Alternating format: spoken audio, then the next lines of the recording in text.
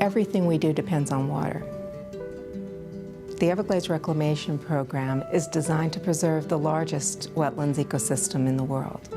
The Florida Everglades has over 300 species, 60 of which are on the endangered list. The idea was to create large pump stations and dig ponds to move this water into treatment areas, thereby creating a man-made marsh. During the time it's in the treatment areas, the water hyacinths naturally remove phosphorus and other chemicals from the water. When the pump station is built, there's typically 2 to 5 pumps that move the water. The Philadelphia gear is the piece that's in the middle.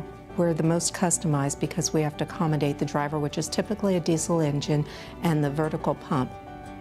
So the Philadelphia gear is a right-angle pump drive that completes the process.